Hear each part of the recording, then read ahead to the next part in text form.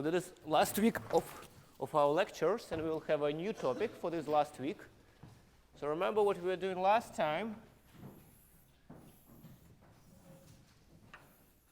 We were looking at the Aztec diamond as a prototypical example of a system which you can analyze in great details due to presence of various formulas. And what we essentially were doing was global asymptotic. So we really were looking at the uniformly random domino tiling from a large distance and trying to understand how does it look on macroscopic scale. Now, this week we changed. Instead of looking on the macroscopic scale, we will look at microscopic scale.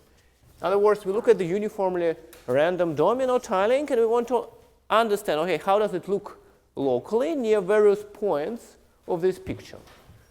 So if you just look at this picture, it's clear that there are three different types of points immediately. So maybe you can look somewhere in the middle of your picture, like here. Or maybe you can take a look at what's happening at the border between frozen region and liquid region, so maybe somewhere here. And finally, you can take a look what's happening near the boundary of your domain. So maybe somewhere here. So, this must be very precise. yes. Well, if you look here, there is nothing is happening. There's just one type of domino is nothing interesting. But here we have some chance to see something. So that's where we will take a look. Okay, so let me first give you the names for their scaling limits in various points. So the scaling limit here, the name for it is GUE corners process. And a bit later I will give a definition for that. Scaling limit here is called sign process, or sometimes if you're in an audience of statistical physics, the other name for this will be this translation variant ergodic Gibbs measure on tilings. Translation invariant ergodic Gibbs measure. Finally, the limit here has a name Airy point process.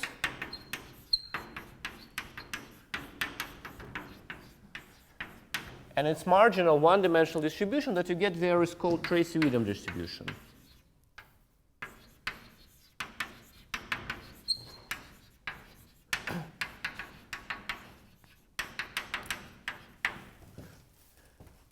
Now, all the limits, in every limit there are two components.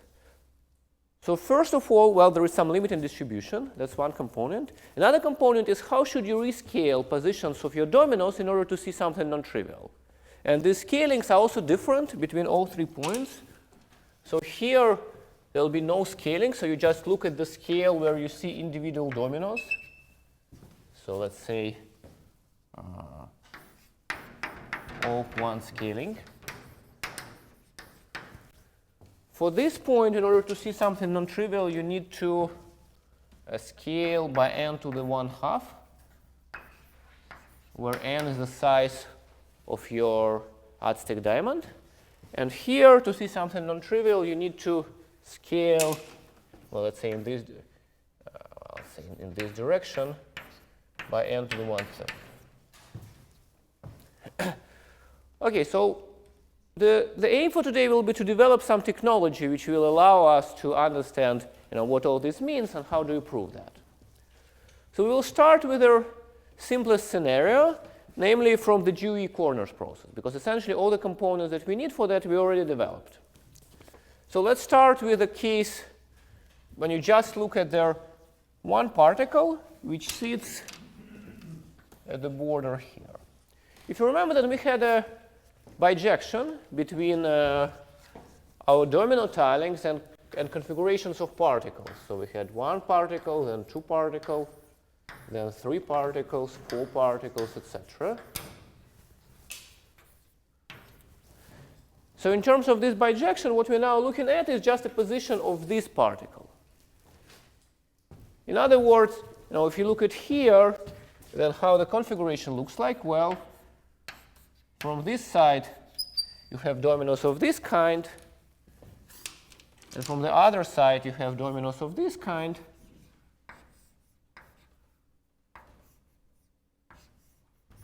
And there is a point where one type of behavior changes to another type of behavior. That's precisely the coordinate of this particle, and that's what we want to study now. Okay, so we know a lot already about coordinate of this particle. Namely, we know Schur generating function of the coordinate of this particle. So if you denote, well, this is a particle which has some position m, which is integer from 1 to 0, 1, and up to n minus 1. And what we know that if you compute sum of probability of m times x to the m, then the result is given by 1 plus x over 2 raised to the power n minus 1. That's a particular case of much more general Schur generating function. If you remember, we even could understand what's happening on the arbitrary level, where you have k particles here and you sum Schur functions, and the result was a product of these guys over all variables. But in particular, the simplest possible case, when you just look at one variable, that is it. That is computation that we already know. So that is Schur generating function. Okay, let's think about it as distribution of some random variables xi. Well, then this thing is giving you expectation of x to the xi. Well, let's make a change of variables here and instead study, let's call this function somehow f of x. Let's study f of e to the y. Well, then that's just expectation of e to the y times xi. And if you treat here y as a parameter, that is what's called Laplace transform of your random variable. Laplace transform.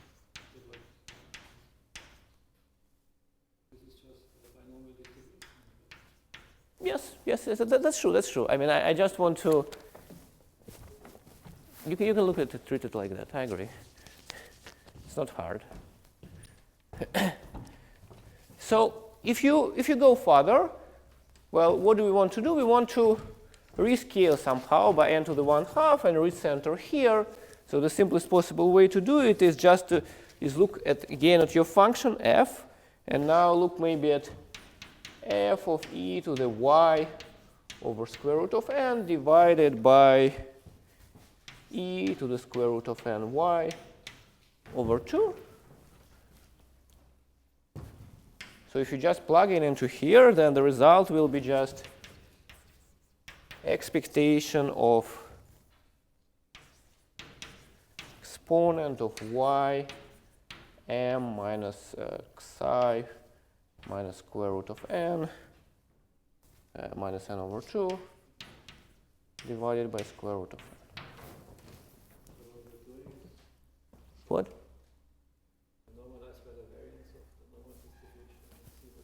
Yeah, exactly. So we subtract the mean, normalize the variance, see what we get. Okay, so it's not hard to plug in this into this. So you get 1 plus exponent y over square root of n divided by 2 raised to the power n minus 1 and e to the minus square root n y over 2. So I will not bother you with expanding this thing as n goes to infinity. Hope that everybody can do it. So if you just do this expansion, then what you will get is that result becomes exponent of y squared over 8 plus something small as n goes to infinity. Okay, so what does it mean? Well, it means that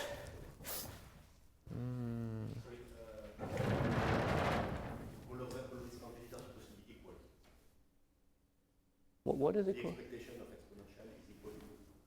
Yeah, this is equal to that. And then this term equal to last. Yes. Okay. Okay, so in other words, what you see from that is that this thing converges to their expectation of the exponent times y multiplied by the 1/2 standard normal random variable.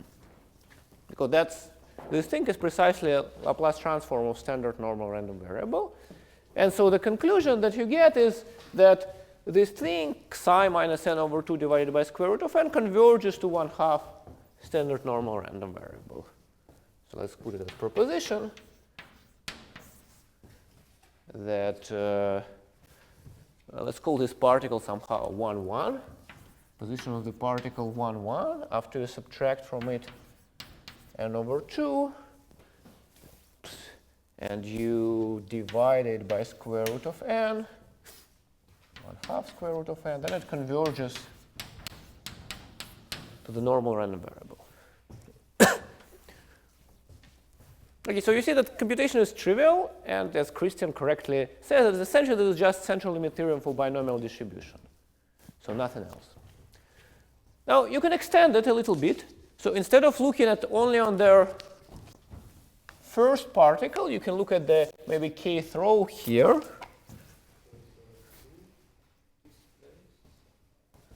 One over 2.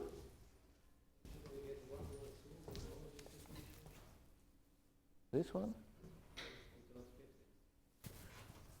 I wrote it here, 1/2, no? 1/2 square root of n.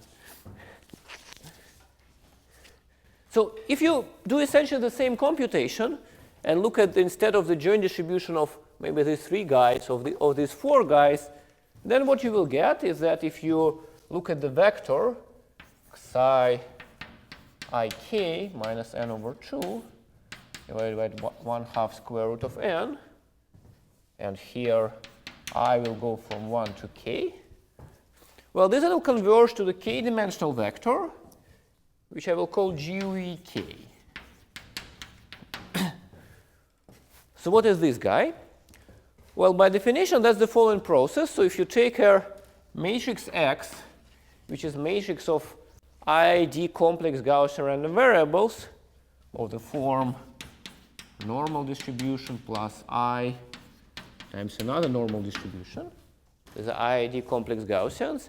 And then if you make out of this matrix a Hermitian matrix by adding its complex conjugate transpose and dividing by 2, then you get a n times n Gaussian matrix whose matrix elements are almost independent, modulo the fact that this matrix needs to be symmetric. Well, Hermitian in this case, since they are complex.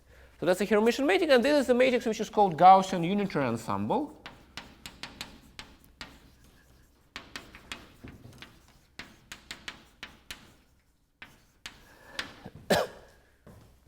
And by doing the computation, which is very similar to what we did here, I don't want to get into details, maybe that's not the most important thing now, you get that, well, these guys converge to the distribution of these k eigenvalues of this Gaussian unitary ensemble. Well, finally, if you want to look, so in this picture, this describes what's happening when you look at one row, like here. Finally, if you want to study the entire triangular thing,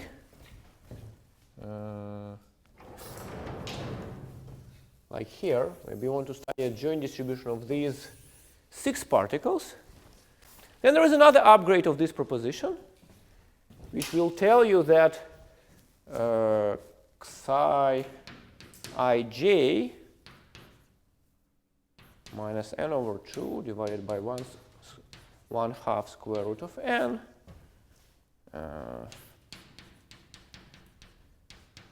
I and j varies from 1 to k. This again converges to some limit, and this limit, I will call it GUE corners process.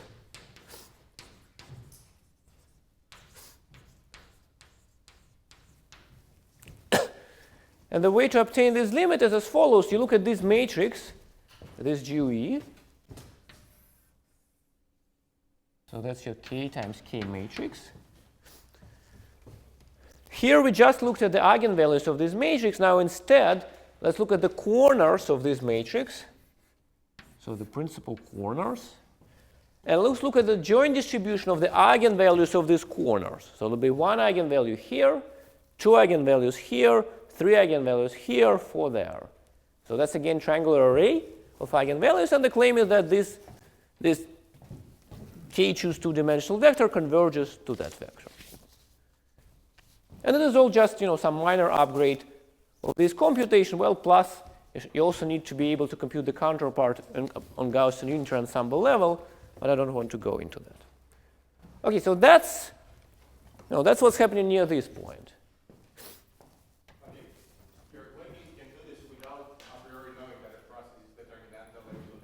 I mean, I didn't use any determinantal things. So really, the computation is just exactly the same. Well, now you will look, instead of the generating function on one level, on generating function on level k, there will be k guys like that. Each of them will converge to their to the Gaussian law, and then you just need to identify that this is precisely a characteristic function of their GUE.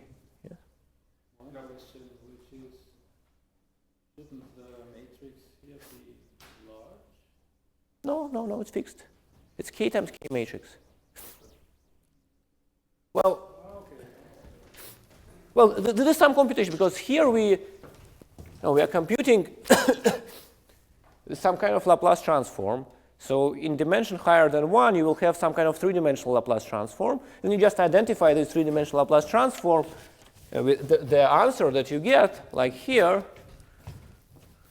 You just identify it with Laplace transform of GUE, and that's it. For the GUE kernel process, is the expression complicated for this Laplace transform that you have to recognize? No, not really. I mean, no. The Laplace transform is precisely the same. So when you do here on the level k, like here, if you sit here on level k, then our function will be instead product I goes from 1 to k, 1 plus xi over 2 raised to the power n minus k. So then you do exactly the same computation, and in the end you get, instead of one product, one factor like that, you get k factors. Like you get that it converges to the exponent of the sum yi squared over 2. Again, after you plug in the things as you want. Then it just remains to identify this thing with some characteristic of GUE. Well, this is some computation that you need to do, but it's not hard. And this gives you one level. Now, the fact that the entire array converges, for that actually you don't need to do anything, because you can notice that, well, we started with a uniformly random measure, a uniform measure on the domino tilings, which means that if we fix positions of this guy, then conditionally on that, these guys will be kind of uniform. And GUE corners also has the same property, that if you fix the eigenvalues of k times k matrix, then the eigenvalues of the smallest submatrices will be uniform. What does it mean? Well, there are inequalities, so No, it's interlacing. yes, uniform modulo interlacing. So if you, In each interval it's uniform? let's write it carefully. So, 10.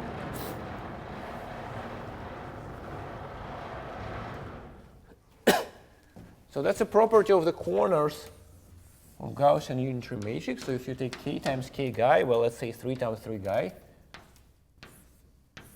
and you write down the eigenvalues, lambda 1, 1, lambda 1, 2, lambda 2, 2, lambda 1, 3, lambda 2, 3, lambda 3, 3. So these eigenvalues of the entire thing, these eigenvalues of this corner, and that is this eigenvalue. Well, first there is a property that they will interlace again. So, which means that they're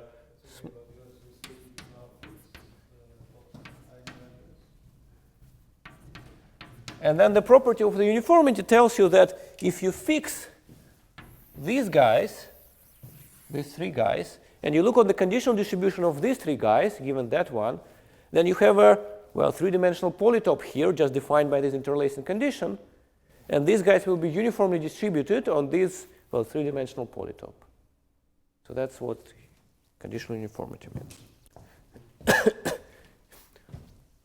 Okay, so now let's discuss a little bit philosophical question. So why was it so easy? Really, why is it so easy to obtain Gaussian limit here?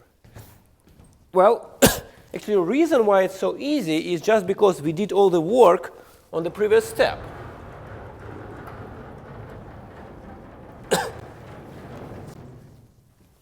Since, well, in principle, the domino type, yes? Sorry, I'm just confused for multidimensional case. What you get is not really a random Gaussian vector. Because we are interlacing the Well, we get GUE. It's Gaussian times 1 and 1 square. Yes, these are eigenvalues. These are eigenvalues of this matrix. Okay, so when I speak in the argument, so for one variable, there is nothing to say because you recognize the characteristic, well, the Laplace transform of Gaussian. But then you will get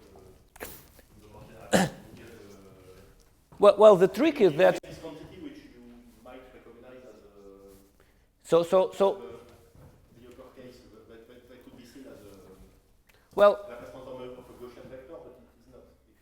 Well, the trick is that here, here we were dealing with expectation of just power x to the xi. Now, in general case, we know the Schur generating function, which means that this becomes a sum of some s lambdas x1, xk divided by s lambda of 1, 1. So you don't use the Laplace transform, but in general, you give a Schur transform. Yeah, this is kind of the Schur transform, you can call it, like Schur generating function. So the Schur functions. So you can directly identify the limit as Yes, exactly. transform of Yes. That's what's happening. And the computation, this is essentially, if you know Harish-Chandra-Exxon-Zeber formula for their Laplace transform of the orbital integral, that's the formula that you use there, and that's it.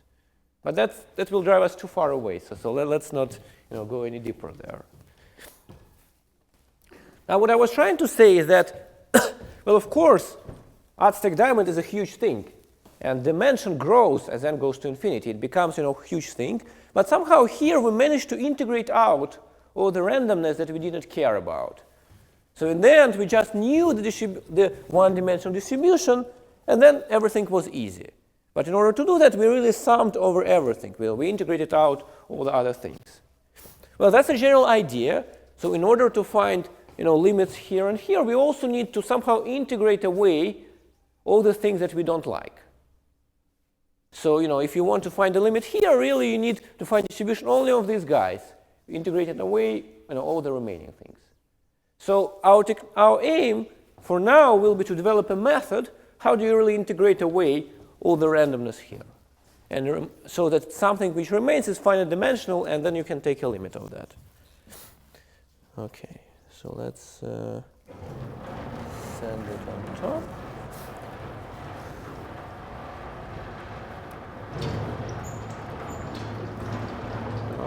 No.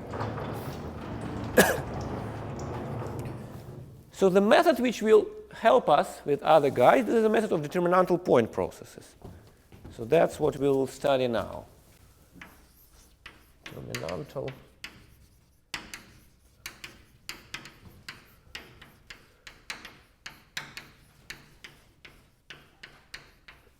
So let me ask, so how many people in the audience already know everything about determinantal point processes? What's everything?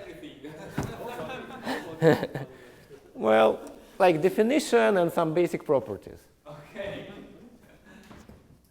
Okay, so approximately 1/2. So I will be, I will be telling all the definitions, but maybe not in the greatest details. So what is it about? So we have some state space X, and you should think about this state space. Well, either maybe integers or maybe real numbers. So something simple. Don't bother with complicated spaces. We will not need them. Now, what we want to study point configurations in this space. So point configurations.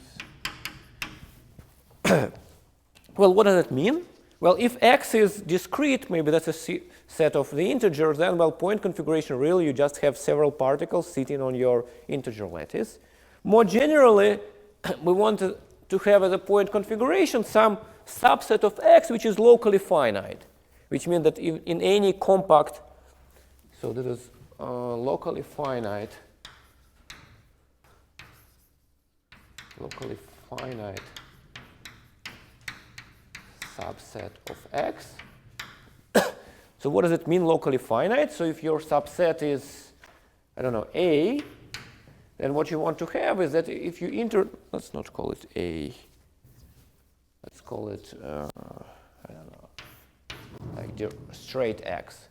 Then what you want to have is that if you take this X, which is subset of your state space, then you want to know that the intersection of this X with any compact is finite. In other words, if you think about point process on the real line, then you can have points, maybe there are infinitely many points, but these points do not accumulate anywhere.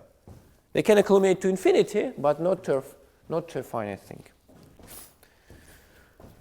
Okay, now if you have these point configurations, then we're interested in what's called window. So window, that is just will be compact sets, or any compact set will be called window. And given a window, the compact sets, we know that this thing is finite. So you can define a function called n a of x, which is just a number of points here.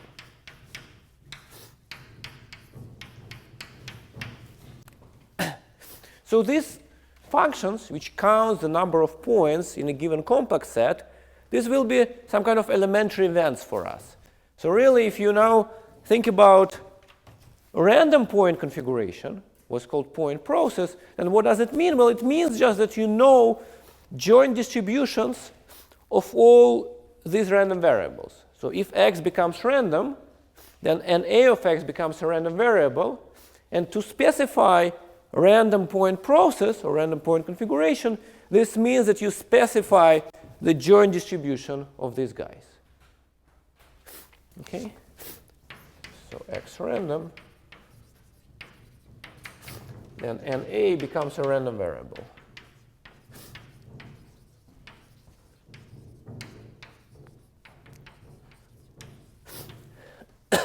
So when we speak about random point process, we allow ourselves to ask all possible questions about the number of particles in this set, that set, but nothing else. So we just allow ourselves to ask questions about number of particles in some set. Okay. Now, suppose that you have this point process, so some measure on point configurations, and you have these things. And the general question is, how do you describe it? Well, in general, you can have infinitely many points, so how do you even describe some probability measure of the infinite collections of particles? So the trick that people often use is to describe it through so-called correlation functions. It's correlation function of the point process.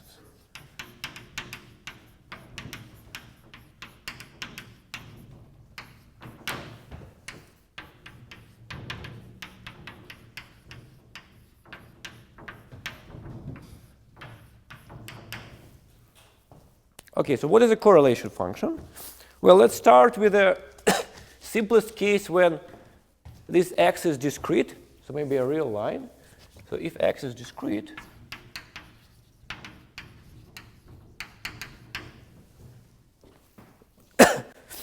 well then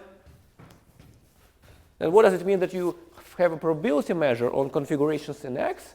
This means just that you have a probability measure on 0, 1 to the x. So essentially, you just have a sequences of zeros and ones, where 1 indicates that you have a particle somewhere, and 0 indicates that you don't have a particle there. You just have a probability measure on this thing. That's the same as telling that you have a point process.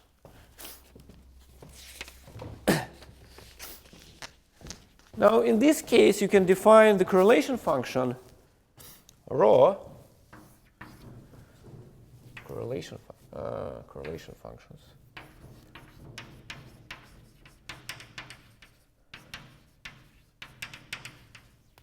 as a probability.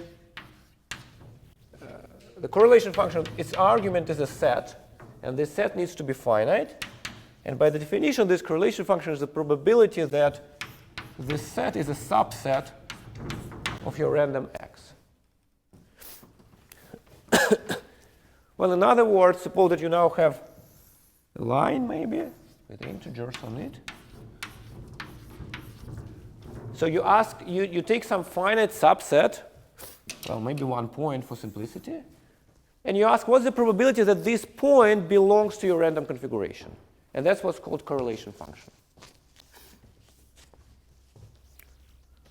Well, people sometimes split this one correlation function into several of those, saying that rho 1, that is rho restricted to the sets which have one element.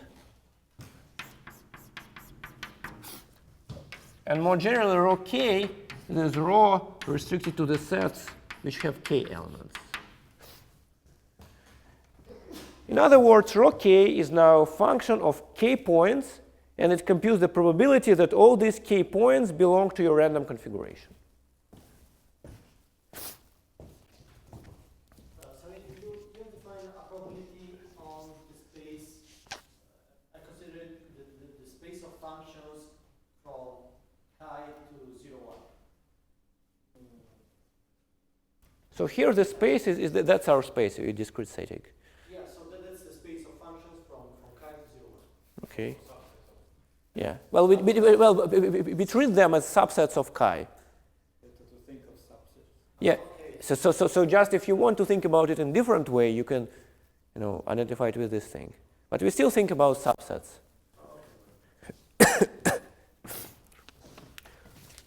Well, for continuous state space, it's a little bit more tricky, because if we just ask about this probability, then whatever a you take, it will be always 0. So it doesn't make much sense. So what you do in the continuous case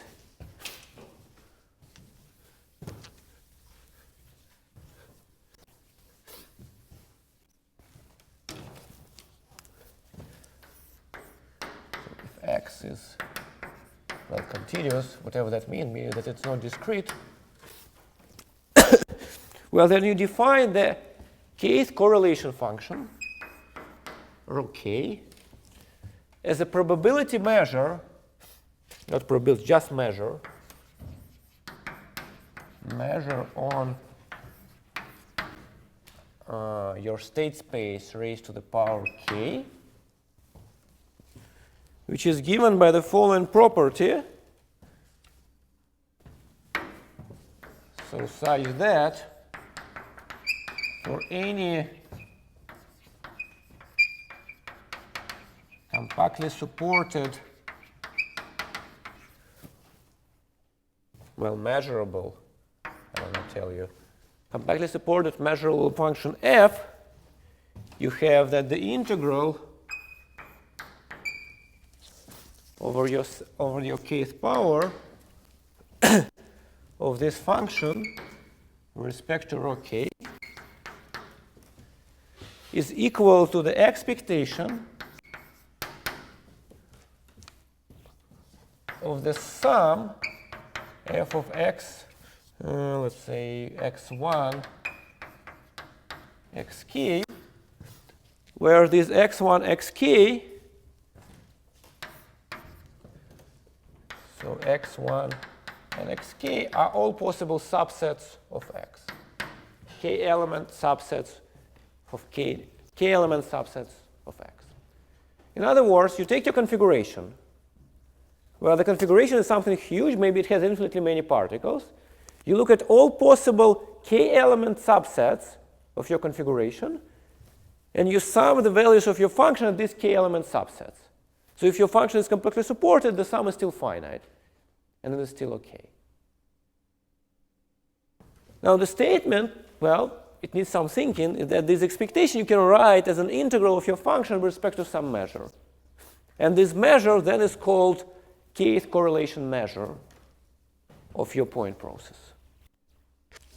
You don't have a combinatorial factor like k factorial here? No, I think not here. Sorry, this is a definition? Yes. That's the definition of the kth correlation measure. So it's a generalization of the rho k you wrote down. Well, in a sense, it's a definition of the some kind of generalization of this one for the case when your state space is continuous. Because this doesn't make sense if X is continuous space. It is good for discrete sets, but as soon as you go to continuous, it doesn't make sense because this probability will be 0. Probability of having any particular point in your point configuration is 0. So you need something more advanced. By continuous, you mean non-discrete? Yeah, like real line. Think about real line. I mean, for continuous spaces, just think about real line. That's it. Yes. So answering the question about the combinatorial factor. Well, we'll check it, but I think that here, what we really mean that you have just key points like x1 belongs to x, x2 belongs to x, etc. xk belongs to x. So they kind of can come with order, and they're all distinct. That's right. So you can twice x1, x2, and x2, x1. Yes. When we use them, then we get the same. No, we don't get the same. No, we don't get the same. So if your function f is symmetric, then you can rewrite it as really as sum of the subsets, and then there will be combinatorial factor. But here you don't assume. Well, here if you don't assume symmetry of f, then you need to write it in this form, and then there is no combinatorial factor in this case. Okay, good. So, well, there's a general theorem which tells you that under some mild conditions on your correlation functions, they uniquely define your point process. So if you want correct analogy, then this correlation function, this is some analog of the moments for this case. Well, what does it mean that, in this sense? So you think about you think about random point process as a probability measure on the Borel sigma algebra spanned by all these functions. So you have these functions which you want to be measurable, so you define the minimum possible sigma algebra with respect to which these functions will be measurable, and then you find probability measure, well, just on this sigma algebra. So this probability measure, well, will be uniquely defined by correlation functions, well, given some mild condition that they don't grow too fast. Yes, of course. That's true. That's true, yeah. I mean, under technical conditions, so let's not go into that. Okay, so so the processes which will appear in the Aztec diamond, this particle configuration, will turn out to be precisely determinantal. And that will be something which will be very nice, and that's the reason why at all I want to study these determinantal point processes. So let's have some computation to understand how it works.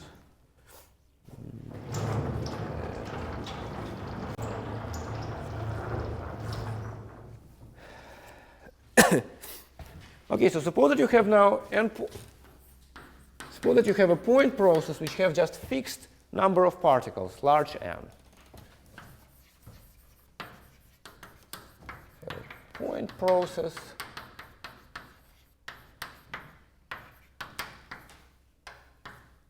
with n particles. Well, how do you specify point process with n particles? You just specify the distribution of these particles. So you say that you have some probability distribution p dx1, dx2, dxn. This is distribution of these particles.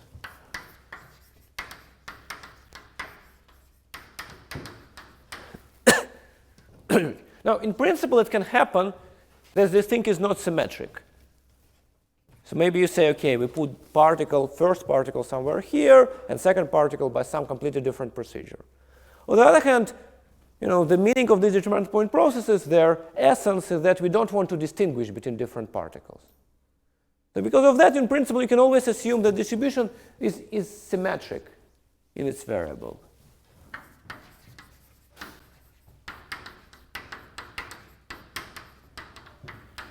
And if it's not symmetric, then, well, you need to symmetrize to get it.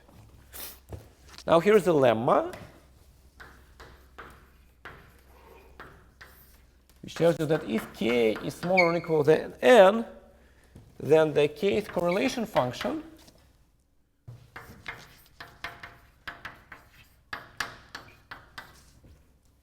is equal to the n factorial divided by n minus k factorial. Yes, kth correlation function, that is the measure on the kth power of your space. Okay, so that is a measure on the kth power of your space. That's the notation that I use. I would expect that you put the variables in there, so and maybe dx1, dxk afterward. Well, okay, if it's absolutely continuous with respect to the back measure, then yes. But if you want to just put it in an abstract way, then that's my notation for the just k-dimensional measure. Yeah. So this will be integral with respect to variables given in xk plus, so that will be xk plus 1, xk plus 2, etc. xn belonging to your state space of your probability distribution.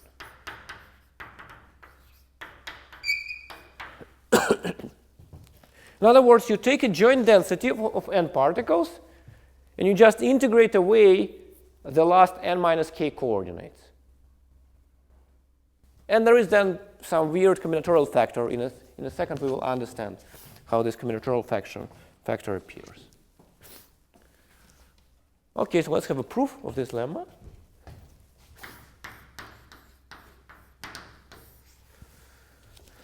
Well, what do we need to compute? By the definition of the correlation function, we need to compute expectation of sum f of x1, xk over the points x1, xk, which are distinct and belong to a state space X.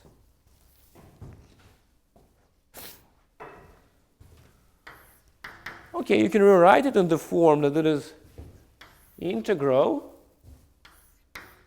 over x to the n. This is this expectation. By the definition, expectation is an integral. Well, again, of the sum x1, ik,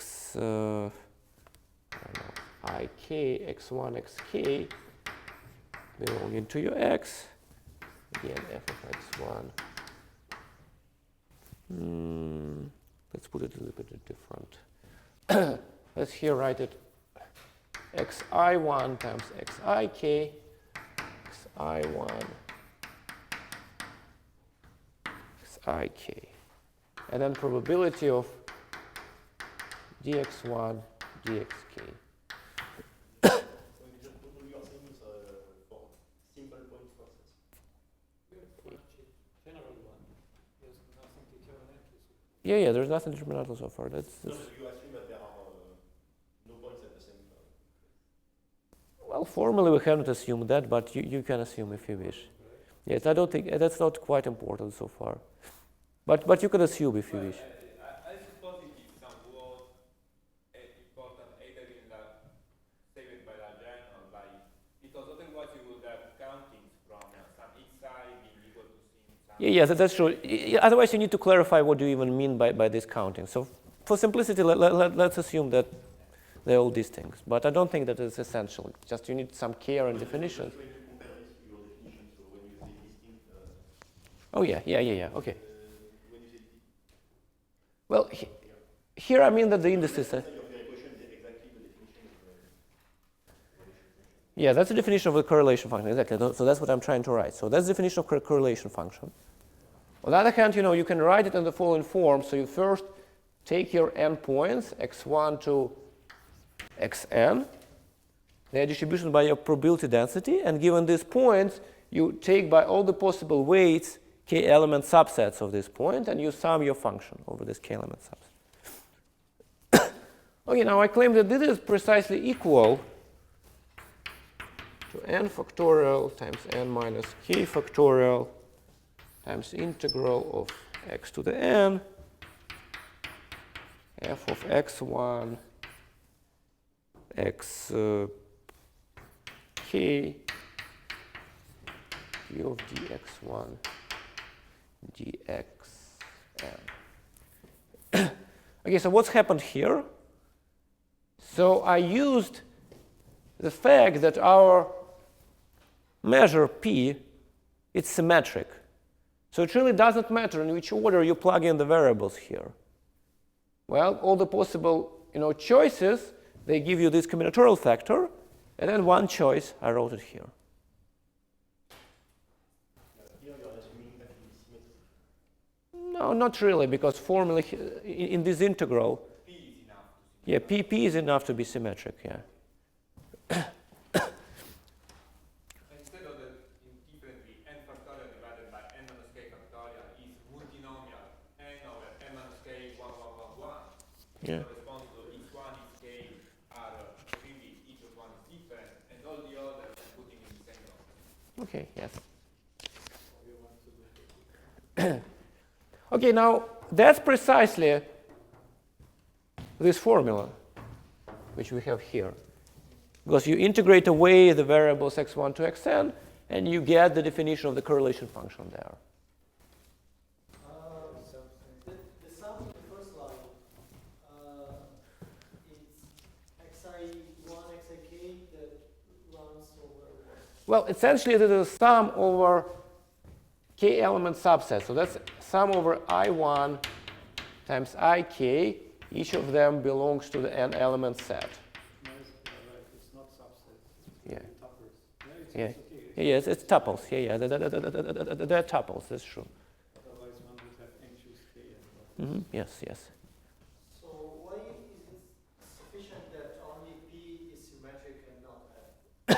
Well, because here you still integrate over x to the n. So with respect to these coordinates, all the possible orderings still appear.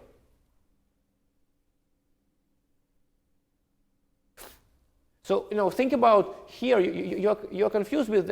You're saying, okay, there is maybe x1, x2, but also x2, x1. But I'm telling that here it's also the same, because you still integrate over this set. So each point comes in pairs. So if you have point 1, 5, then okay, you also have 5, 1, because you integrated over the entire thing. Let's suppose that F is a function that gives you just the first item. Okay, yes. So, so here, you will have a value at this point being 1, but you also have this point, and you will get a point value which is 5. So it's important that here they're not ordered. I mean, we still integrate over x to the n. If you think about about them being particles, you would assume that they're kind of ordered. But here the order is still ignored. I mean, it's not quite essential, because you can always symmetrize any function you like. So formally this argument doesn't need it. But if you feel safer assuming that f is symmetric, please do. I have the impression that we should delete this thing. Which one? Restriction distinct, you should delete. Because in the end, we get also equal values over which you sum, and we have delta Well, measures there. I don't believe so, because trouble comes from one each side between the first k is equal to some xj among the other n minus k. In that case, you have multiple countings, and that makes trouble in the larger field. well. So that we don't worry, let's assume that that our point process doesn't have two particles at one point. Then we don't need to worry. Yeah. So then it doesn't matter, because that's a zero probability event, and we don't need to worry about it. Okay, so that was a correlation function with k equals smaller than n. Now, base equation for the understanding. So what's happening if it's larger? So what is it equal to? So if you take correlation function rho k, where k is larger than n.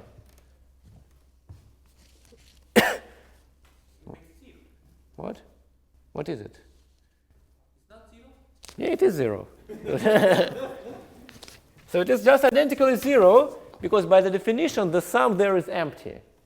When you have n particles, you cannot choose n plus 2 particles out of n. Okay, good. So that's a formula, how you kind of compute this thing. Now, there is also, let me give it as an exercise. Like, there is also a probabilistic meaning to these correlation functions in the case when you live maybe on the real line. So if x is a real line, and if your correlation measure is absolutely continuous with respect to the back measure, so if it is rho k of x1 xk times dx1 dxk, just as Christian wanted, well, then this function rho k has a probabilistic interpretation as saying that it is probability that there is a particle in each xi plus dxi.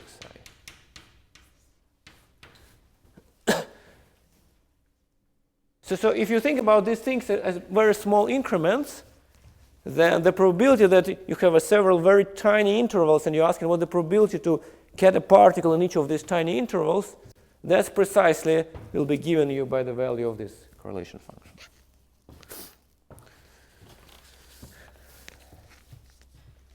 Okay. So now we are ready to define the main hero, which is the determinantal point process. Let's think of what we want to erase. Okay, I think we can erase the very top thing, maybe. Does this one move? There's a trouble.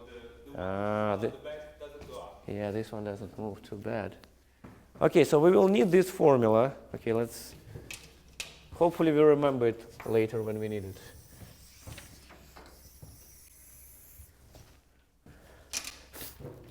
Okay, so that's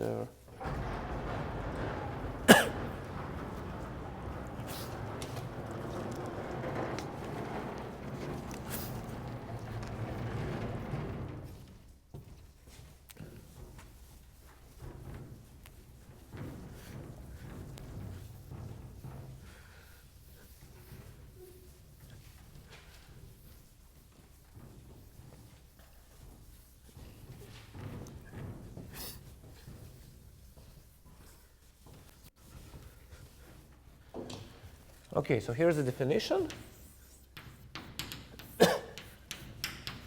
So a point process is called determinantal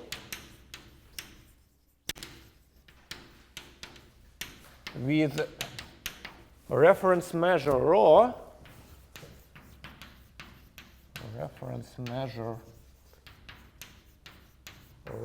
and correlation kernel k,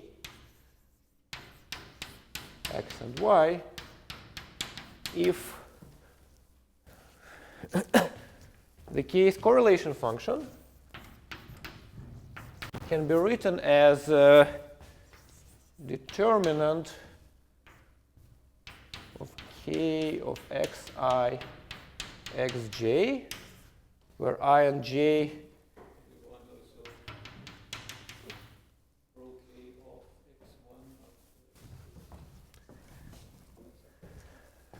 okay, so this is still measure.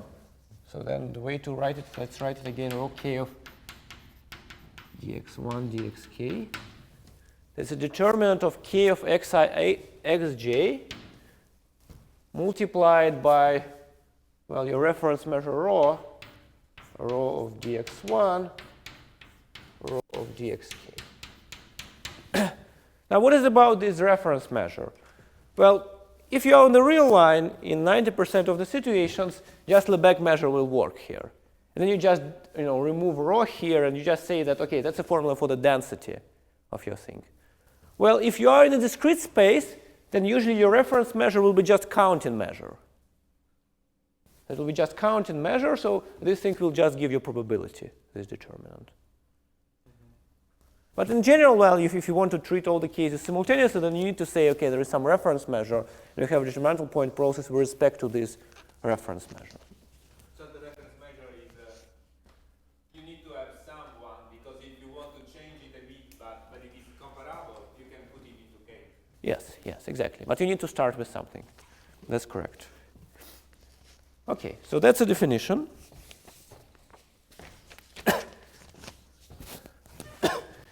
And we will have one leading example which will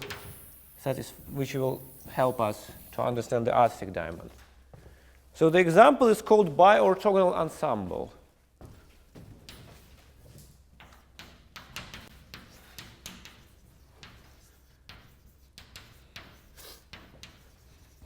Okay, even before going to that example, let's have some simpler example. So suppose that you have integers, just set of all integers, and your point process is a very simple one. For each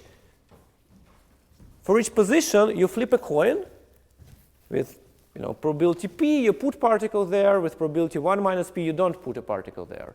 And all the coin flips are independent. So is this a determinantal point process? What do you think? What does it look like? So not quite, but maybe let's see. What is the case correlation function for your thing? So if you have an independent coin flips, what's the case correlation function? So what's the probability that at given k positions you have particles? P to the k. P to the k, okay. Good. So rho k is just identical P to the k. Which is the determinant of k x y equal delta x y. Yes. So this Bernoulli thing is a determinantal point process. Only the matrix K is diagonal, and on the diagonal you see P. Well, if you want continuous example, then you can try to take a Poisson point process on the line, so that in each segment the number of particles will be independent Poisson random variable.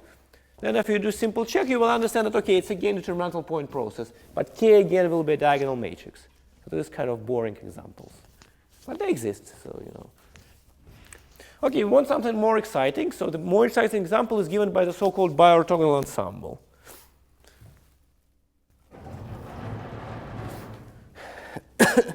So bi-orthogonal ensemble will fit into the setting of that lemma, which I just erased. So this is a probability distribution on n particle configurations. On n particle configurations.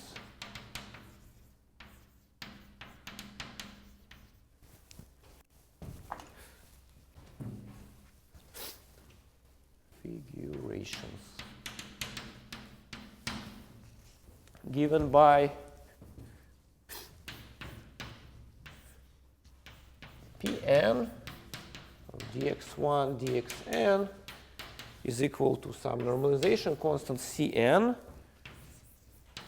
times determinant of phi I of xj, ij goes from 1 to n, times determinant of psi I of xj, ij goes from 1 to n. And we again need our reference measure. So let's call it, I don't know, rho. Let's call it rho. Let's call it mu this time. Mu dx1, mu dxn. And who are these phi's and psi's? Well, these are some functions. So you fix some functions, phi1, phi n, and psi1, psi n, and you define a distribution on n tuples by this formula. There's a determinant of the matrix built out of phi, evaluated points at x's, times determinant of the matrix built out of the psi's, evaluated at x, well, and then some reference measure, which you have there. Again, this reference measure, treat it as either Lebesgue measure or counting measure. It doesn't matter here. Can you repeat the last thing you said about the split functions? So far, there's no condition. So far there were no conditions. You just take, you have some set, you have two n functions. N of them you call phi's, another n of them you call psi's. And that's it. And Cn is a real number? Well, that is some normalization constant which is necessary in order to make it probability measure. That's true.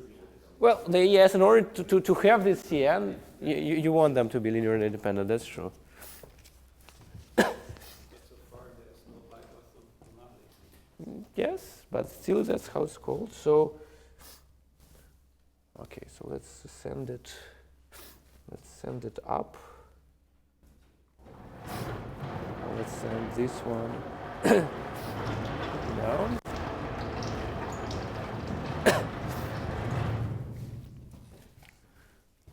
Okay, so now we will have a theorem.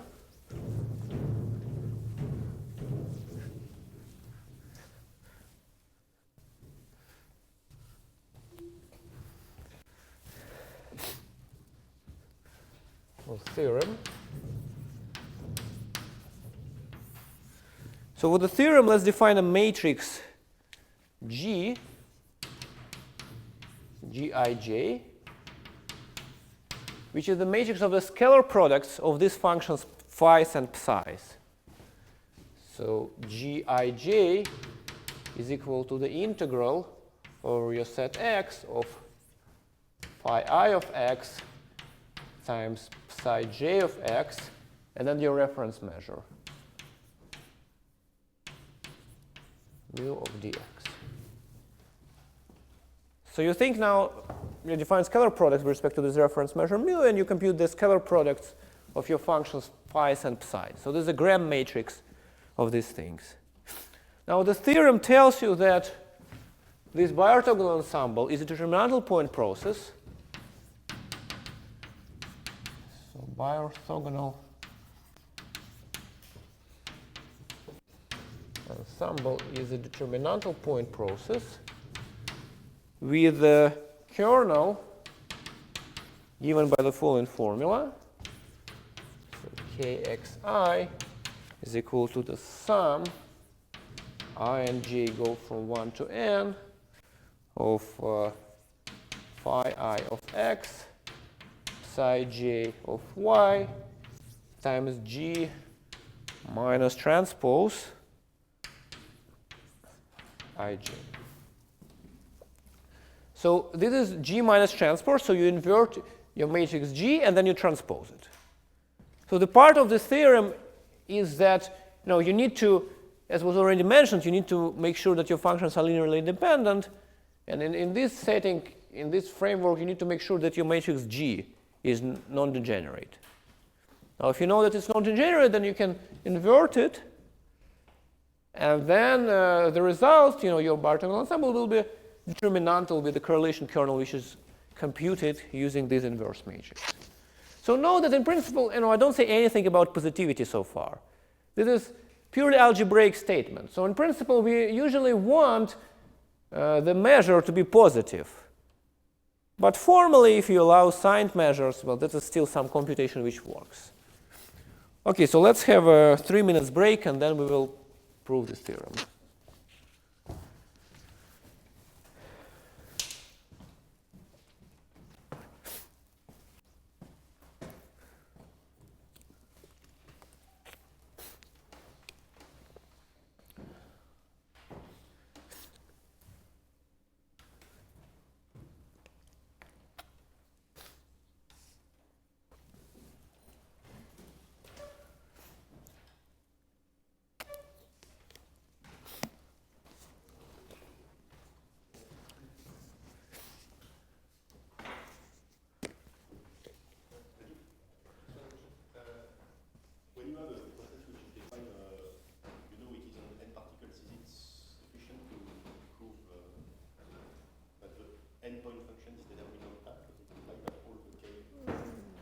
No, not really.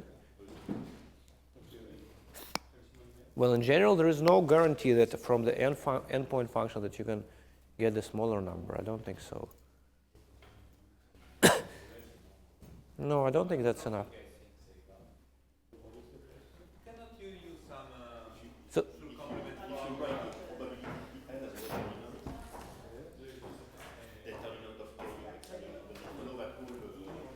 well,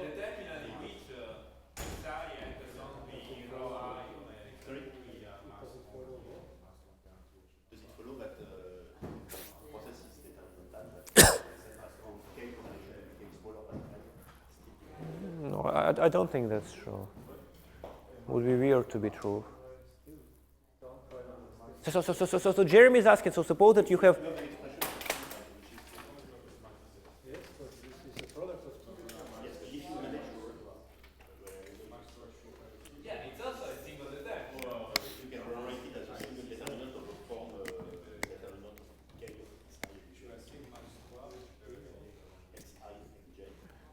Well, Jeremy is asking whether it's true that if nth correlation function is determinantal, then all smaller correlation functions are also determinantal.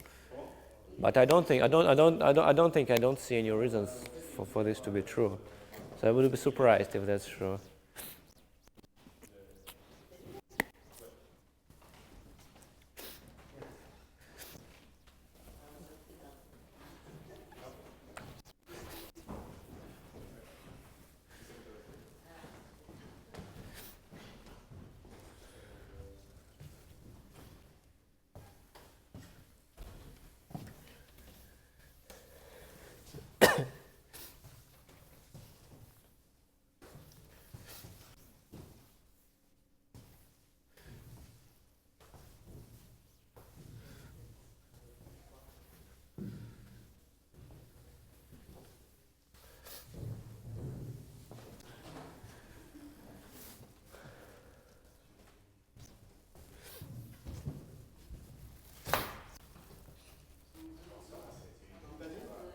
The correlation function is not a probability measure.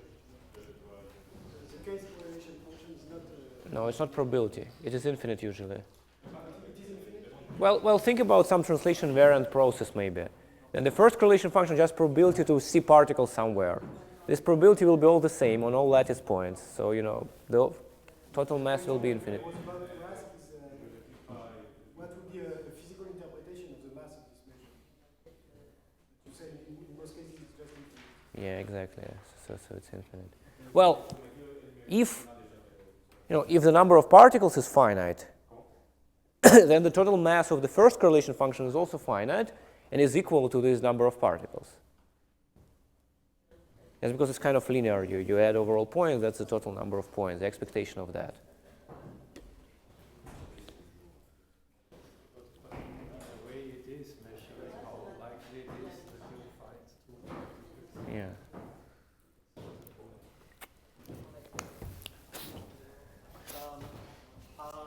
State space is a space. There's nothing else, right? Yeah. Well, no. I mean, there are compact sets there, so it should have some topology. Because we started by telling that we want to say that in each compact set you have finitely many particles. Yeah. So in order you need topology on that. The first example you gave, the one in which you have a probability for each particle. Uh-huh. Can we see that as a bi-orthogonal assembly? Like, I mean, this example, we will use this lemma the now. first example in which you said, okay, to each particle we give probability P of having the particle there. Okay. Yes. That is a bi-orthogonal assembly, like really trivial. Oh yeah. Again, these phi's there will be some delta functions, and so you can take. Yeah, can No, phi should be. No. So is it the bi-orthogonal ensemble? Let's think about it. Well, the question is can we write Bernoulli measure? Well, no, but in Bernoulli measure the number of particles is not fixed. Like in this bi-orthogonal thing, the number of particles was fixed. In Bernoulli, it's not fixed, so it's not bi-orthogonal ensemble. You could fix it.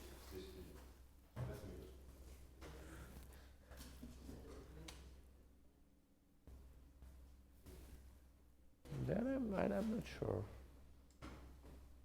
And I mean, you're defining the bi-orthogonal example for any n, right? So you could have Yeah, but n is fixed. That's the thing. So large n is fixed. So there's really n particle configurations. Like in Bernoulli ensemble, the number of particles is not fixed. Okay, what if you define the Bernoulli ensemble for fixed n? What does it mean? Subset. Just uniform measure on the subsets with fixed number of points. In that case, the Ci and Cj should just be the characteristic function of a single point. No. G is No, then these are fixed points. We don't want to fix points. We want to have arbitrary collection. Well, but this might just means that all these guys are Pn is just equal to 1 identically, yeah? So the question is whether you can write the function which is identical 1 as product of two determinants. So, identity symmetry. Yeah, Yeah, I don't know. Okay, let's continue. So, so we will be proving, this theorem. So let's start by finding the normalization constant Cn.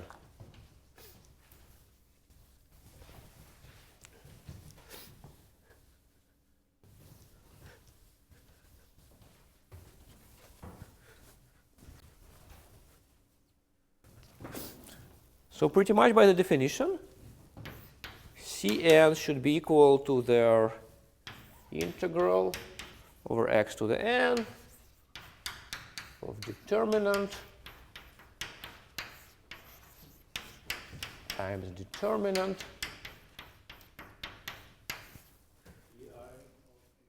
phi I and then psi I. Yeah, it is j. Yeah, it is j. Mu of dx1, mu of dxn. That's a Cn inverse. Okay. Now let us, let's multiply this. So let's, determinant that is a sine sum. Another determinant is again sine sum. So let's write it in this form and open all the brackets and see what's happening. It's integral over x to the n times sum over pairs of permutations, sigma and tau. Then you have a sine of this permutation, the product of the sines of these permutations, and then you have a product I goes from 1 to n, phi sigma of j times xi times psi tau of j of xi, and then mu of dx1, mu of dxn. I want sigma to be acting on j's. I see. So x's will call it in a different way there. Okay. So let's call it xj, product over j, and that will be I. No, but you use the same method. Yeah. Sigma of j. You should have sigma ixi or sigma j. You need to double product. Oh, I see. No. Sorry. Yeah, this should be the same, guys. You're right. Okay. Now that thing we can compute because integral of their phi of xj times psi of xj times mu, that's precisely the matrix element of our matrix G.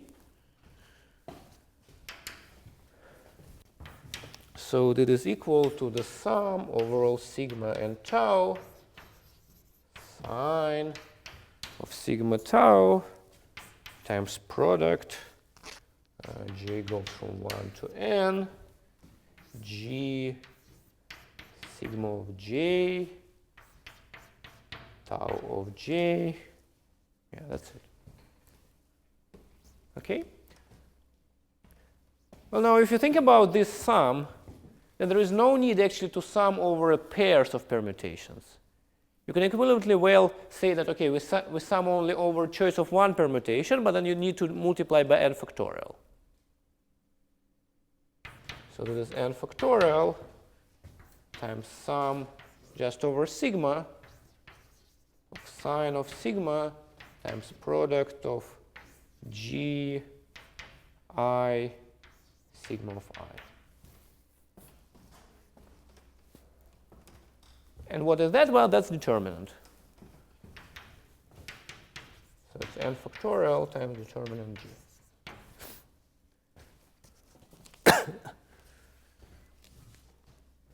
Okay, so conclusion is that Cn is equal to 1 over n factorial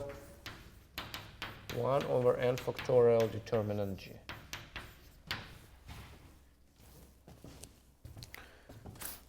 You had some condition that the determinant of g must exist, or it must be different to 0? Yes, it should be non-zero. Yes. Well, as you can see now, it's if and only if. If you want to have the existence of this Cn, you need to ask for this determinant to be non-zero. Otherwise, it doesn't work. Okay, so now we will proceed to proving that rho n nth correlation function is indeed equal to the determinant of k xi xj. Okay, so let's consider several cases. So the case 1, what if the small n is larger than large n? Now let's call it k. Yeah, I was calling it k. Maybe small n is a bad letter. Let's call it k. So what? The determinant of xi, xj with I and j from 1 to k? Yes. So what if k? Yes. So what if k is greater than n? Now let's see. What can we see why it's 0? You must have at least 2 rows which are equal. Not quite equal, but that's true that the rank of this matrix is large n. So that is, we took n times n matrix and then we did something with it. So the rank of this matrix is n. So any determinant of the size greater than n will be automatically 0. On the other hand, correlation function is also 0. Oh, that's written here. So if k is greater than n, that is easy. Our formula gives us 0, and it should be 0. Okay. Now, if it's not equal to, if it's smaller than n, then we will use this lemma. Well, the real reason is that the determinant is 0, that you have 0 rows and columns. Because you would have to take k different points. And so there will be points which are not. Well, that's true. So by the definition in our point process, rho k should be 0 when k is greater than n, because there are only n points. But on the other hand, we also need to check that our formula, this one, also gives 0. So that's what I'm checking, that this formula. Even if space capital X is a discrete one, it could have cardinal 1000, and so it's like to see that you have multiplied two rectangular matrices, and in a hidden way, they only are bounded around. Yeah, but that's that's follows from this formula that the rank is bounded. Okay, so in general case we will use this formula. So I will now memorize this formula because I will put something down on it, and then we will need to reconstruct it.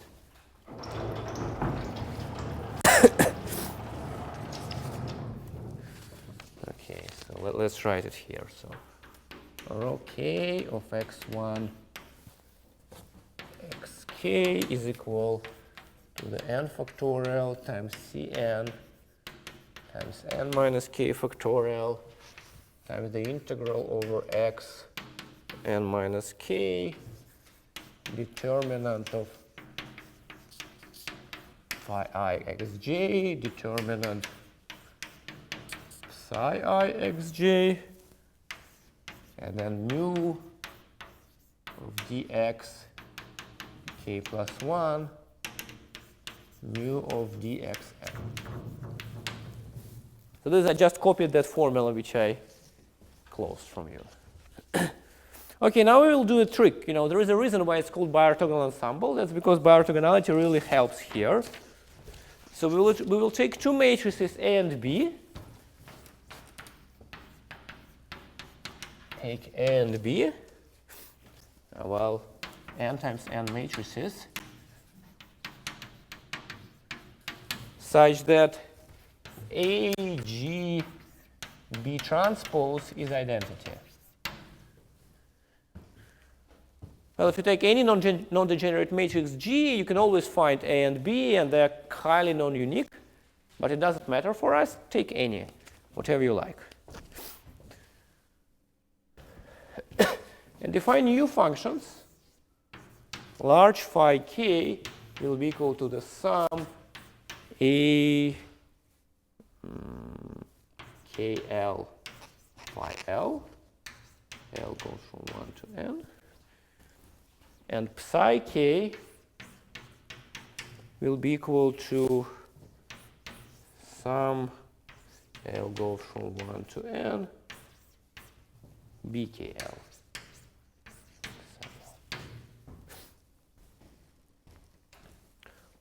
Okay, now given this identity, what it implies is that if you compute the scalar product of the function phi I with function psi j in the L2 with respect to this measure mu, L2 of mu, then it is precisely, well, the computation of this thing becomes just computation of the matrix element of this matrix. And matrix elements of this matrix, this is a diagonal matrix, so this is just a delta function. So it's delta ij. It's just a corollary of this identity. Okay, and that's something convenient.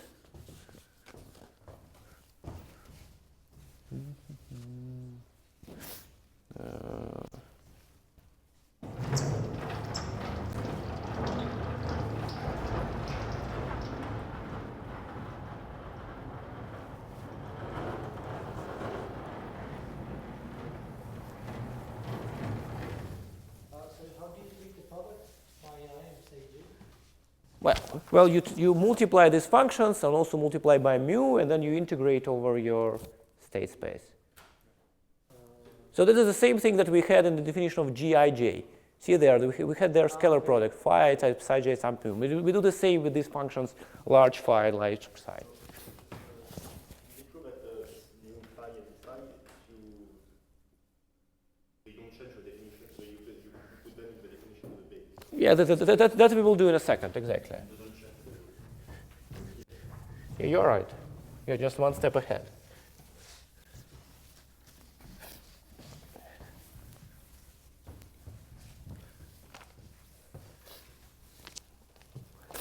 So of course what we have is that determinant of phi I of xj is equal to determinant of A times determinant of the small phi I xj. That's because essentially phi is just this matrix is a product of two matrices. One of them is A, and another one is that one. And similar for another thing, determinant of psi I is a large psi xj. This determinant B and determinant of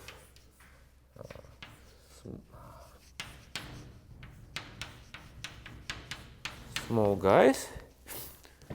Well, also we can take determinant of that identity, that AGB transpose is equal to identity.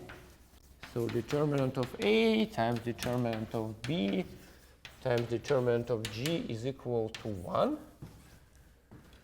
And on the other hand, if you remember that Cn is precisely 1 over n factorial and divided by determinant of G. So altogether determinant of G cancels out with these guys. And the result is that when we copy the formula from top, and rho k is 1 over n minus k factorial times integral determinant phi I of xj times determinant of psi I of xj. And then I'll measure mu of dx k plus 1, mu of dxn.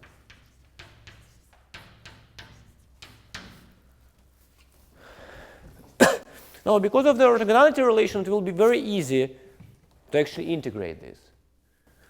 So essentially, we will do the same as before. We will just open, by the definition, the determinant.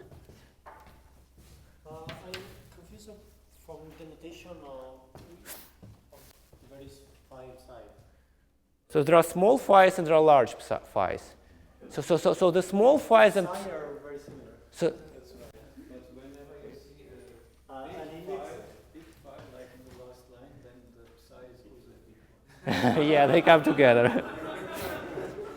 Okay, let's do something. So let me write here this thing. That will be a large psi. Okay. Okay, so you again open determinants. So we get 1 over n minus k factorial, and then integral over x to the n minus k sum over the sigma and tau sine of sigma tau, and then there is a product. I goes from 1 to n phi sigma of I xi times psi, should be tau somewhere, tau of I xi. And then your measures, our measures. Mu of dx k plus 1, mu of dx. Okay, at this point you can use orthogonality of these functions phi and psi. So what is orthogonality telling us? That actually there is no need to sum over all sigmas and taus. What we need is that when we integrate, then their labels of these phi's and psi's should be the same. So in fact, that's a sum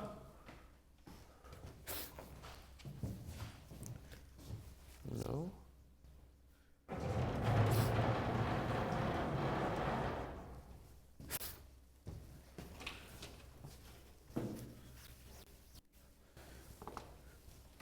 So in fact, that's just, well, 1 over n minus k factorial is still there. And we actually summing, well, there's still, well, there's no integral anymore. We are now summing over sigmas and taus such that sigma of I is equal to tau of I when I is greater than k. That's the only thing that can happen. And then we have a product, still the same one. I goes from 1 to k, phi sigma of I xi times xi tau of I xi. Sign of the salutation system. Yeah, sign should be still there. You're right.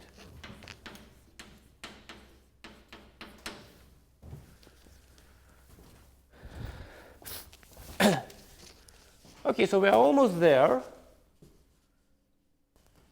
So it remains to delete something.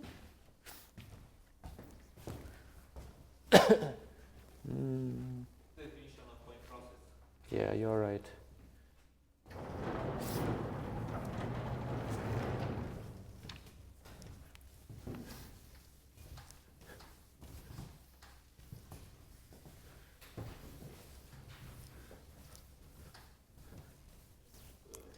Okay, let's just rewrite what's essentially written here. I claim that actually it's the same as a sum of determinant of phi j1 jk times psi j1 jk. And what do I mean by these guys? So this is a submatrix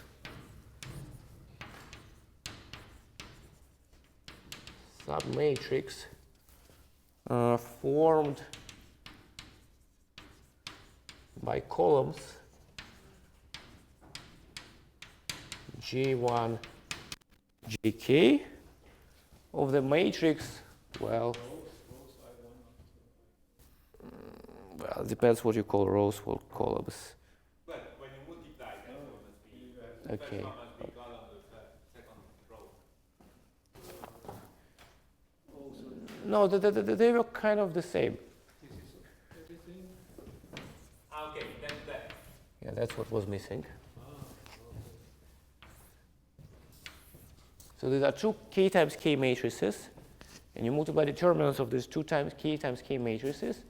And this is a matrix formed by columns G1, Gk of the matrix phi j of xi. And similarly here, this is psi j of xi. It's just because if you think about having permutations, what does it mean?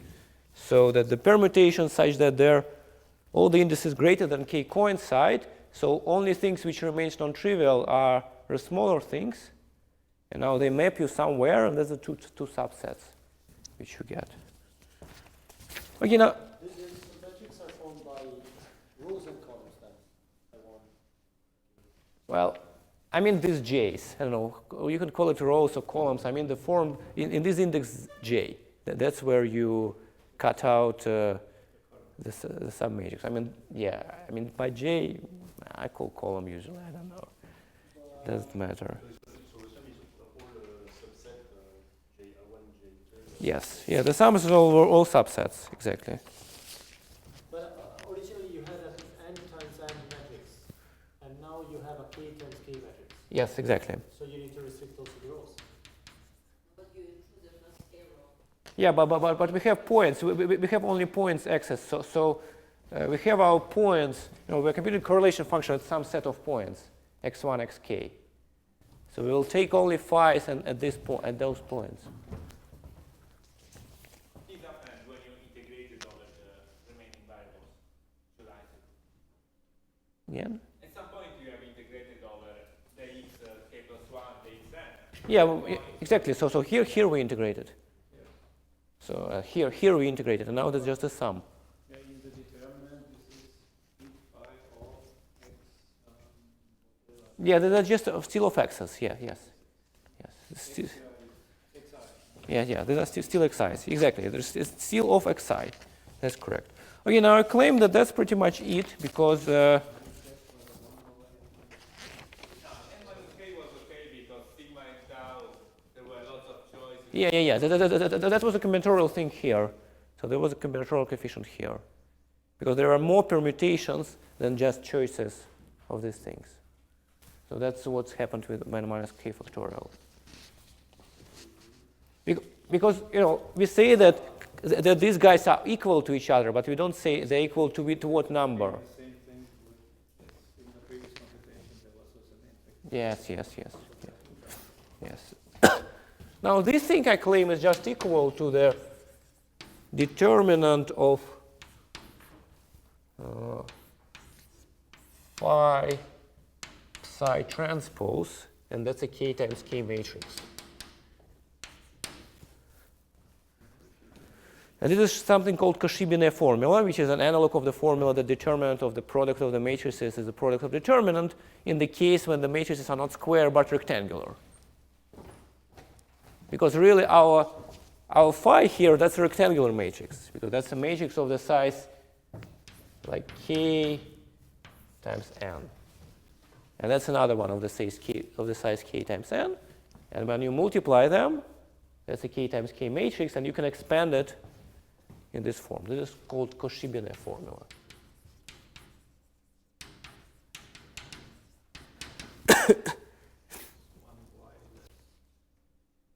What again? Just 1y less than it seems to be. Like that? That is better. Okay, now it just remains to match what we got with what we are aiming for. So by the definition, what is the matrix element of this matrix?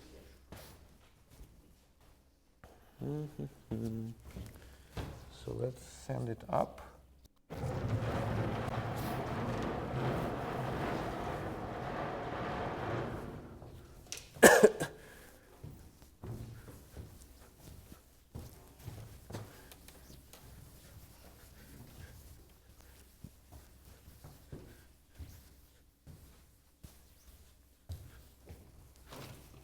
Okay, by the definition,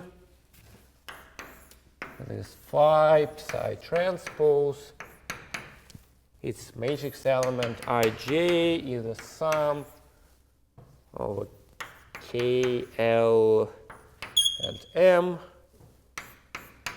ekl, bkm, phi l,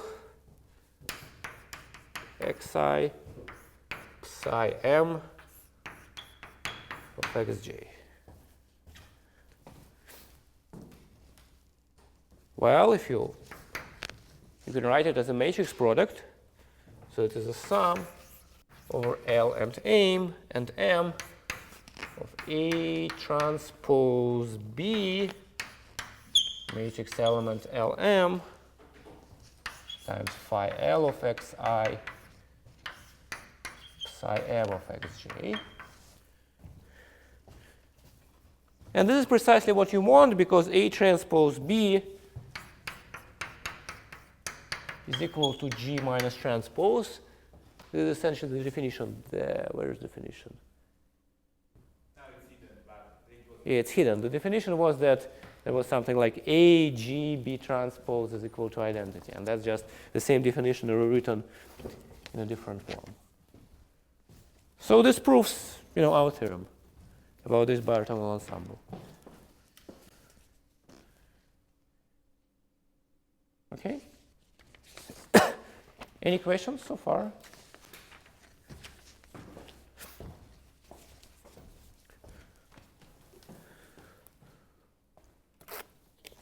Okay, if no questions, that we now apply this theorem.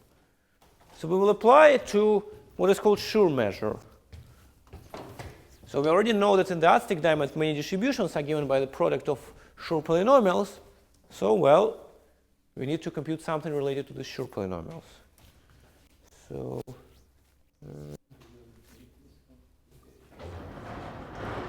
I just don't want to stick with it because.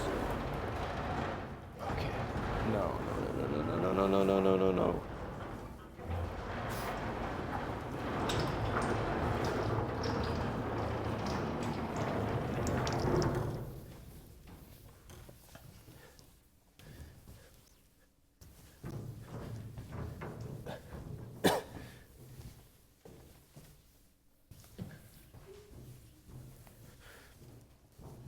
Okay, so remember what did we have as a Schur measure?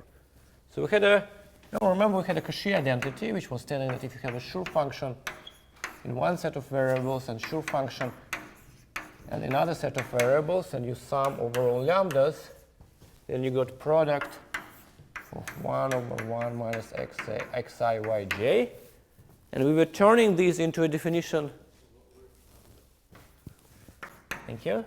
We were turning this into a definition of a probability measure by saying that now probability of lambda is equal to S lambda of rho 1 times S lambda of rho 2 divided by H rho 1, rho 2, where these rows were some specializations, so they were maps from the ring of symmetric functions into real numbers. So just this formal identity was turning into some numeric identity. And that's what was called Schur measure. Now theorem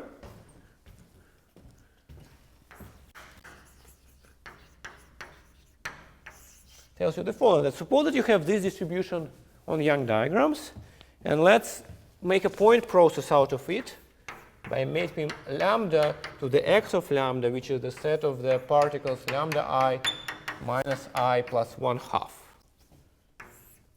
which is subset of z plus 1/2. Now the claim is that if lambda is random, according to this measure, then x of lambda is a determinantal point process. Does one also extend the lambda is 0? Yes, so it's an infinite thing. So lambda. On the other side? I mean, in the negative direction, they start to be densely packed at some moment. Yeah, but somehow In the positive direction, there are finitely many particles.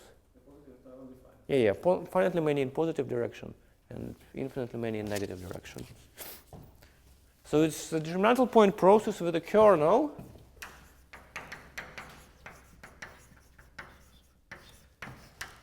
K of I and j given by the double contour integral 1 over 2 pi I squared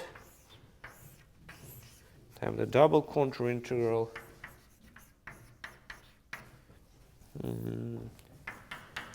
h of rho 1v h of rho 2 w inverse h of rho 2 V inverse H of rho 1 W square root of VW divided by V minus W dV dW, and here is V to the I plus 1 and W to the minus J plus 1.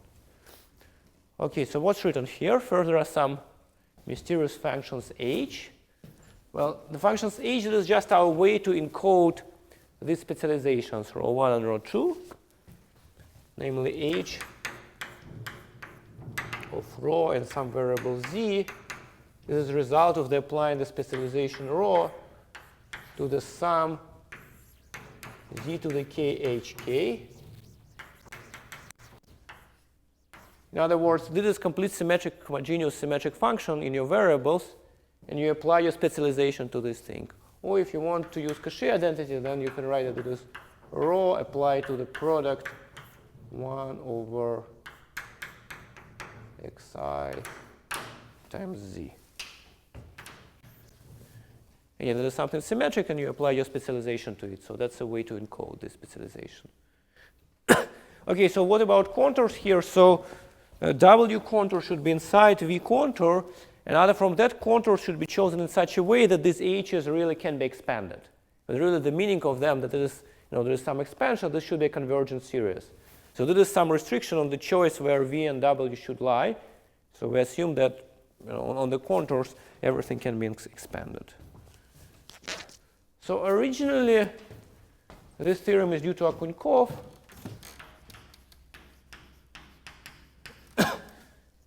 And the proof through bi-orthogonal ensembles, which I will give in the next 5 minutes, is due to Johansson.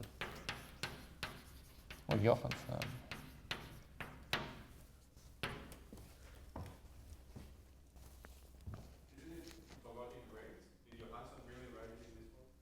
Well, through bi-orthogonal ensembles, it was Johansson who wrote it in this form. I mean, Borodin rings have something more complicated. They have true processes, not measures.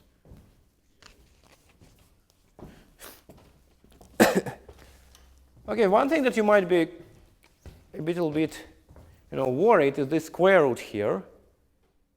Because, square root, when you integrate over a complex plane, it's not very good.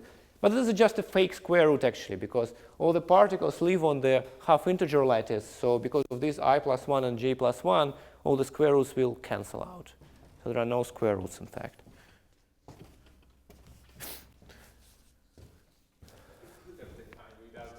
Yes. Yes, there is some kind of historic, there is a nice notation that, you identify this kind of point configuration to the Young diagrams, because in this form, when you look at their empty Young diagram, then it corresponds to having like negative line, with particles and positive line without particles. If you don't do this shift, then, you have a question, okay, 0, is it on the right or on the left? And in this form, you don't need to make this choice about 0. So that's our kind of historical reasons why people like to do it like that.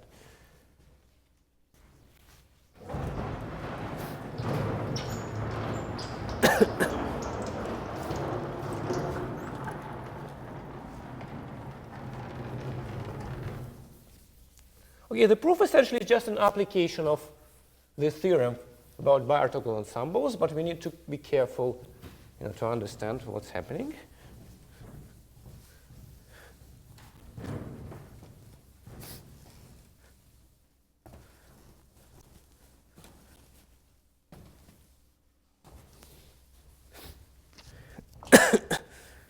Okay, so what exactly are we showing?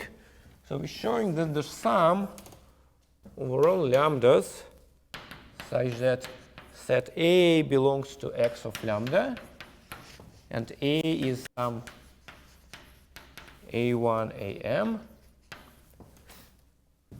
of S lambda of rho 1 times S lambda of rho 2, H of rho 1 rho 2 is equal to the determinant KAI AJ.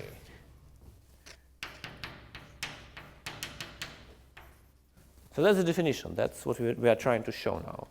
So now there are no reference measures. Everything is discrete, so it's somewhat elementary case. Okay, so Now I want to say that there are two ways how you can treat this identity. And in the same way, there are two ways how you can treat the computation of correlation functions.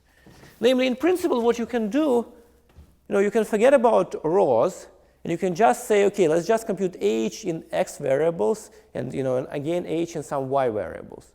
So instead of row 1 and row 2, you can be plugging in still x's and y's. And similarly here, you can instead be saying, okay, maybe we are proving the same identity, where here we have s lambda in some set of variables x, here is s lambda in some set of variables y, and they're just product 1 minus xi yj inverse. Well, why not? You can be doing that. And the correlation function still makes sense as a formal power series in x's and y's. Because if you think about this contour integral, this is essentially just computed, this is computed some residue in power series expansion. So you can treat it just as something formal, and then you can treat this identity as an identity of power series in x's and y. So there's a symmetric power series, and you're doing computation about that. Okay, so then you can be proving, this thing, that this sum of these guys is equal to determinant of k ai aj, where you now insert x's and y's into your definition of the kernel. Okay, now if this is a formal identity of power series, then another idea tells you that, in fact, any formal identity of symmetric power series, it is enough to check it for finite collections of variables. So although you have power series in a symmetric functions in infinitely many variables, but it is enough to check it only for finite collections of variables. Well, that's essentially because that when you decompose it into any reasonable basis of symmetric functions, then all the reasonable bases, they stabilize. So it doesn't matter whether you have 100 variables or only 10 variables. The results are the same. So these are two kind of general remarks which imply that in fact it's enough to show this identity for their two finite collections of variables x and y.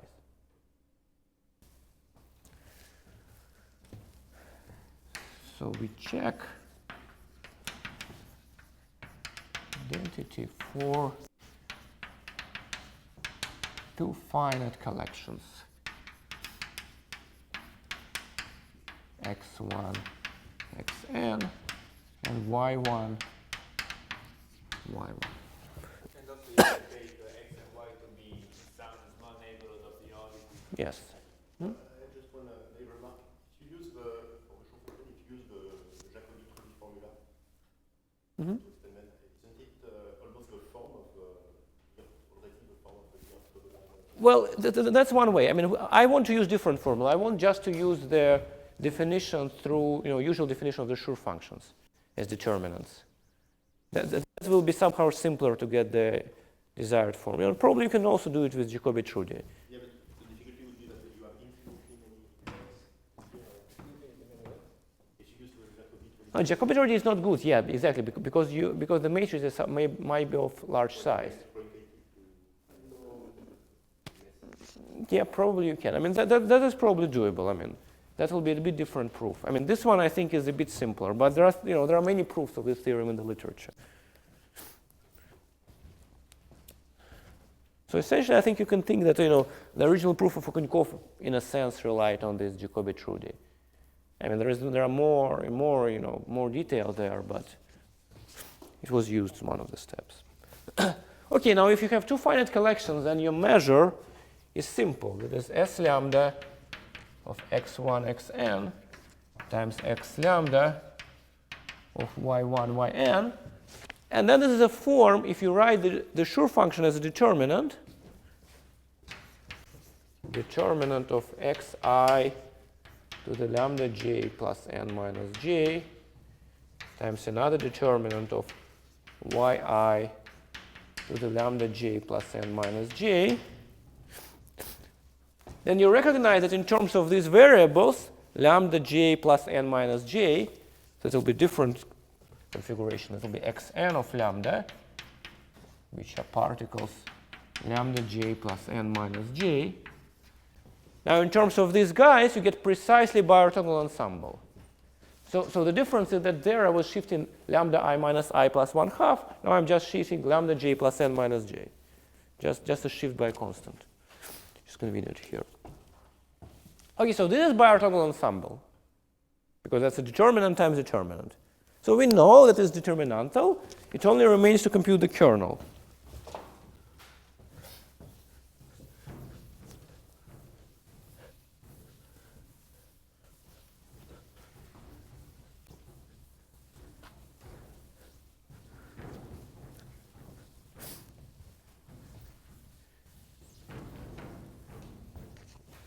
So it is biorthogonal.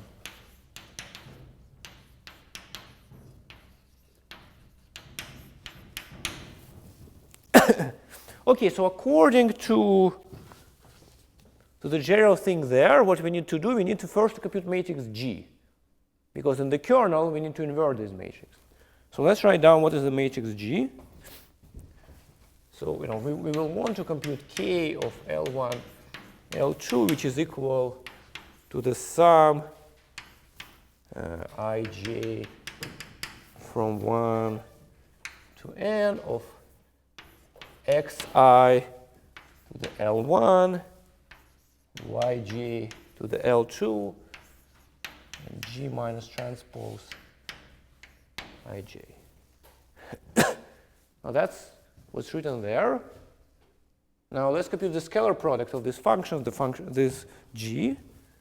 Okay, so G, by the definition, this is a matrix formed by the sums xi to the L times yj to the L. So one thing that you should be careful here is that our state space now here lives on L's, because these are these powers which are our variables. So previously in that theorem, our variable was x. Now it's no longer no longer true. Now our variable is actually this thing, lambda j plus n minus j. So we are summing over this thing. Okay, this is easy to compute. So this is just 1 over 1 minus xi yj. And that's an n times n matrix.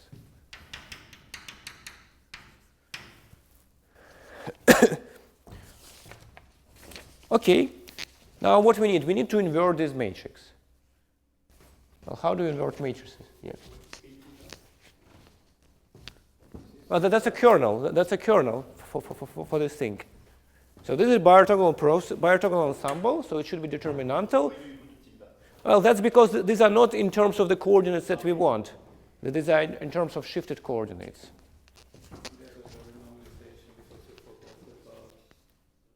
Yeah, we forgot about infinitely many particles on the left, but that's not important if you think about correlation functions. Yes. Yeah, but this is absorbed into Cn in biorthogonal ensemble. This will be kind of taken care automatically by that thing. Okay, so how can we compute inverse matrix? If you're lucky, you know everything about that math. Yes. Yeah, that's a Cauchy matrix. So we will just use Cramer's rule. Exactly. We just use Cramer's rule to compute it.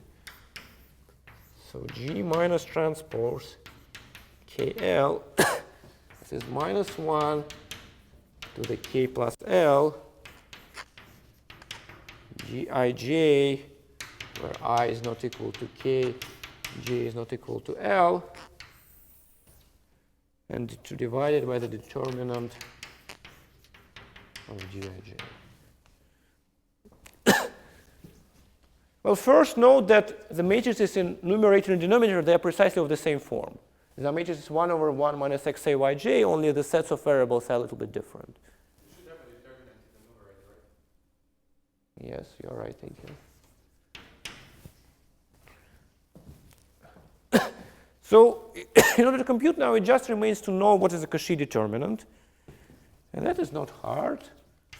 So determinant of the matrix 1 minus xi yj is equal to the product xi minus xj, I less than j, yi minus yj, and divided by product over all I and j, 1 minus xi yj.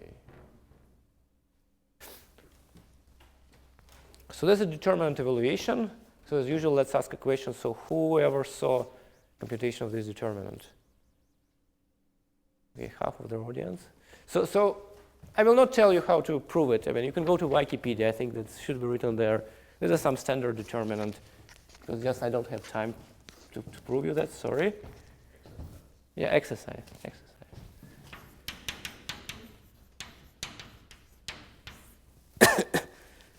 Well, okay. So you compute numerator, you compute denominator, and you get that it is equal to. Let's write it down. Product j goes from 1 to n, 1 minus xj yl times 1 minus xk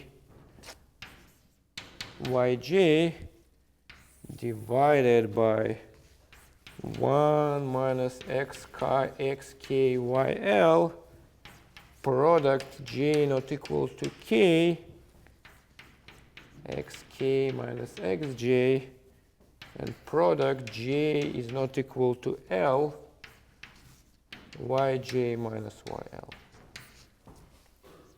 So you just take this determinant of size like n and another determinant of the same type of size n minus 1. Most of the factors cancel out. Well, some of them do not cancel out, and these are just the remaining factors that you get after you cancel out all that you can cancel.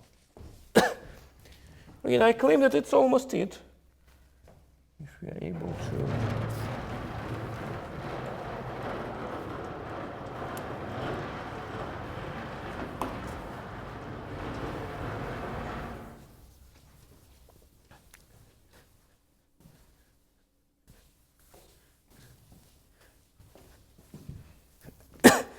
Because if we now write the formula for the k,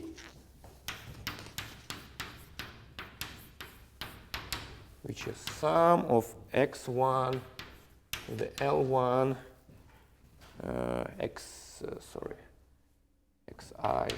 the L1 times yj to the L2, gj goes from 1 to n, g minus transpose ig, then I claim that then it is now equal to 1 over 2 pi I squared times the integral of the product k goes from 1 to n 1 minus z yk. K is a bad letter because I already use it. No, k is fine now. zyk 1 minus vyk z minus xk v minus ik z to the L1 v to the L2 1 minus zv, and the contours are chosen so that they enclose these points but nothing else. To be clear, it's 1 of minus z is k maybe numerator. 1 minus zv, yes, should be. No, in the first factor. Should be k everywhere. Xk, yk, Yeah, yk. but there is 2 times y into the numerator. Oh yeah, you're right. One of them should be x. Let's see what is missing. So z was with x, and so here it should be x. So contours enclose this singularity and nothing else. Yeah, it reminds that expression with h functions over. Yes, it should, because that will be it. So now, how do you prove that these is equal to the sum of these two of that expressions? Well, this is extremely simple. Just you say, well, okay, you have a contours which enclose these points. So now you make a residue expansion. So with respect to v, so that's an integral dz dv. So with respect to v, you need to get a residue at one of the points yk. With respect to z, you need to take a residue with respect to one of the xk's. So altogether you get n squared terms just because there are n squared residues. And well, the sum that we are computing, this one, this is also sum of the n squared terms. Now you just compute the residue, you compare it term by term, and you realize that that's precisely what's written there. So just residue expansion, nothing else.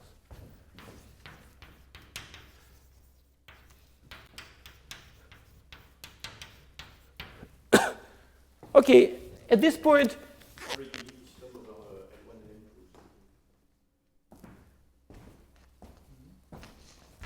here, where do you want to sum? Here we didn't have any summation. No, this is just an integral. I'm telling you that this integral is equal to the sum of the n squared residues. And these residues precisely will give you the expression which is written there. Oh, you're right. That's plus the 1 minus 6. So we assume that x's and y's are small numbers. And the contours are chosen that they enclose this and this, but still ZV remains small, so that they do not enclose this singularity.